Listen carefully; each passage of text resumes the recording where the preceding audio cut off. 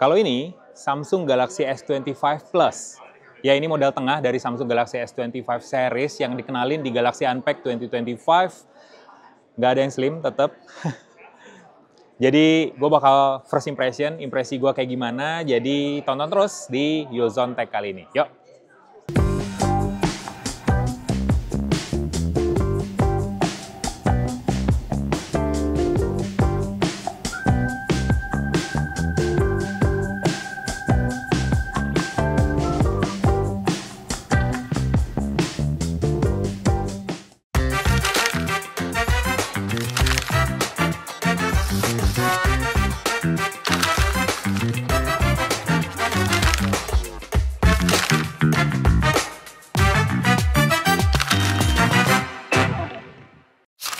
Model Plus dari jajaran Galaxy S25 series kayak Fusion dari Galaxy S25 dan juga Galaxy S25 Ultra.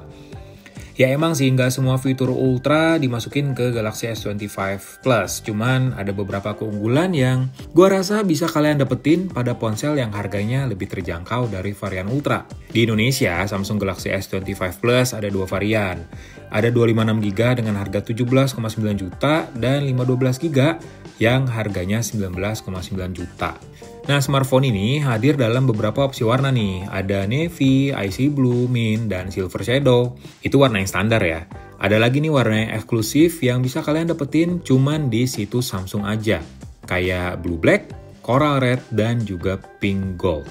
Dari luar, desainnya sebenarnya masih sama kayak seri sebelumnya. Kayak nggak ada beda gitu. Bodinya dibikin datar dengan sudutnya melengkung. Kalau kata Samsung sih Galaxy Identity katanya. Perbedaan kecil yang bakalan terasa setelah menggunakannya justru ya ukurannya sebenarnya yang jadi lebih tipis dan lebih ringan. Di atas kertas dimensinya jadi 158,4 x 75,8 x 7,3 mm dengan bobot 190 gram. Yang berarti HP ini tuh lebih pendek dan kecil 0,1 mm sama 0,4 mm lebih tipis dari sebelumnya. Perbedaan lagi nih, ini detail kecil sebenarnya. Modul kameranya yang dibikin agak tebal, malah cenderung mirip Samsung Galaxy Z Fold 6 malah. Beda dengan Ultra, Samsung Galaxy S25 Plus dibikin menggunakan rangka aluminium armor yang didaur ulang. Bodi belakangnya kaca, dilapisin sama Gorilla Glass Victus 2, juga di bagian depannya. Nah, Samsung Galaxy S25 Plus bawa layar datar yang panelnya pakai Dynamic AMOLED 2X, luasnya 6,7 inci. Makanya jadi lebih kecil karena Samsung bikin makin bezel-less aja nih Galaxy S25 Plus.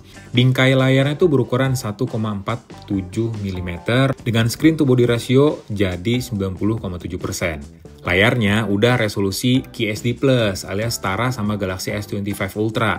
Terus udah dukung refresh rate adaptif sampai 120Hz, udah ada HDR10+ juga kodeknya. Tingkat kecerahan 2600 nit, udah ada Vision Booster, pokoknya sama deh dengan varian Ultra.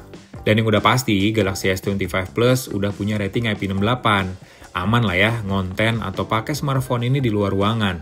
Diajak nyebur 1,5 meter misalnya kalau kuat, selama 30 menit juga bisa, atau bahkan kena terpaan debu. Ini yang agak bingung sih sebenarnya. Kalau varian Ultra bawa sensor yang berbeda untuk kamera ultrawide, Galaxy S25 Plus malah mengusung konfigurasi kamera yang sama kayak sebelumnya. Kamera utamanya 50 megapiksel, pakai OIS. Terus ada kamera tele 10 megapiksel dengan kemampuan 3 kali optical zoom, kamera ultrawide 12 megapiksel, terus ada kamera selfie juga 12 megapiksel. Terus bedanya apa sebenarnya? Ya itu pertanyaan yang gue tanyain sebenarnya. Apa sih peningkatan yang dikasih Samsung untuk smartphone ini? Ternyata peningkatannya ada pada kualitas gambar yang dihasilkan dan juga proses pencitraannya yang lebih canggih lagi. Jadi karena prosesor ponsel ini yang lebih powerful dengan ISP yang lebih baru, otomatis membuat kualitas gambar yang dihasilin jadi lebih bagus juga. Karena sokongan chipset yang baru pula, Samsung kasih fitur baru namanya Pro Visual Engine generasi yang baru.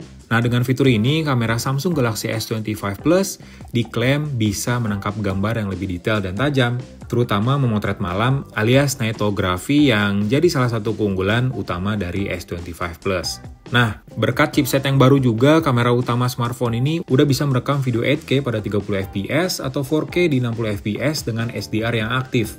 Kalau AI sih udah pasti ada, lengkap, setara sama Ultra, dari audio eraser, dari video log, semuanya ada di smartphone ini, nggak dibedain sama sekali.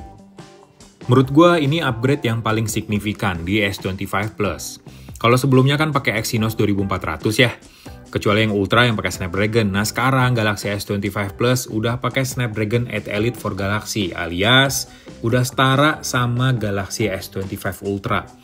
Jangan ditanya kencang atau enggak, Snapdragon 8 Elite for Galaxy ini ya jadi salah satu prosesor paling kencang di Android, di custom pula oleh Samsung, jadi ngasih experience dan performance yang jauh lebih baik daripada seri sebelumnya. Untuk baterainya cuman beda 100 mAh aja dari Samsung Galaxy S25 Ultra, tepatnya 4900 mAh dengan fast charging 45 watt. Lagi-lagi dibikin sama, plus ada dukungan fast wireless charging dan juga wireless power share. Karena prosesornya makin hebat nih, Samsung nggak mau HP-nya kena overheat sering-sering. Makanya ada vapor chamber yang areanya 15% lebih gede, lebih besar. Tujuannya biar penyebaran hawa panas di permukaan smartphone lebih merata lagi dan mencegah terjadinya overheat ketika digunakan dalam aktivitas yang menuntut. Misalnya gaming, AAA, Genshin Impact misalnya, atau CODM, PUBG, aman di smartphone ini harusnya. Smartphone ini udah berjalan di One UI 7, basisnya Android 15, yang kasih experience lebih baik lewat tampilan dan juga beragam fitur yang baru. Untuk tampilannya ya seperti gue bilang di video S25 Ultra ya, kalian bisa lihat nih videonya. Dari home screen, dari status bar, dari lock screen, semuanya dibikin beda. Tampilannya lebih simple tapi lebih enak buat dioperasiin. Lebih asik aja gitu pakai One UI 7 berbasis Android 15 di smartphone ini. Salah satu fitur yang menurut gue cakep adalah Now Bar. Lewat fitur ini, beberapa aplikasi ataupun fitur yang berjalan di background bisa dilihat langsung di Now Bar, misalnya interpreter. Kalian bisa juga memutar musik, ya next musik di Spotify maupun YouTube Musik di Now Bar ini, atau timer, alarm, ngelihat Google Maps, navigasinya kayak gimana, ya di Now Bar ini bisa. Terus juga ada Now Brief. Nah, Now Brief ini kasih ringkasan aktivitas kalian sehari ini kayak gimana. Tapi ya tentu harus ada permission juga sehingga Galaxy AI bisa kasih personalisasi yang pas buat kalian. Dan setahu gue sih harus dipakai beberapa hari dulu agar Now Brief bener-bener tahu kalian seperti apa dan nampilin ringkasan yang pas buat kalian. Kalau untuk Galaxy AI ada beberapa fitur yang kayak Gemini yang sekarang terintegrasi dengan beberapa aplikasi Samsung, Google, sampai pihak ketiga. Terus juga Circle to Search yang lebih memahami teks, ucapan, gambar, sampai video. Jadi kalian bisa searching sesuatu dari gambar dan teks misalnya digabungin biar dapetin informasi lebih lengkap dari Google. Nah, soal harga S25 Plus di Indonesia ada dua varian memori, 256GB dengan harga 17,9 juta dan 512GB dengan harga 19,9 juta. Menarik nggak? Itu tadi impresi gue untuk Samsung Galaxy S25 Plus. Gimana menurut kalian? Cakep nggak sih varian tengah dari Galaxy S25 series ini? Like video ini, kasih komen, share juga jangan lupa ya. Bye!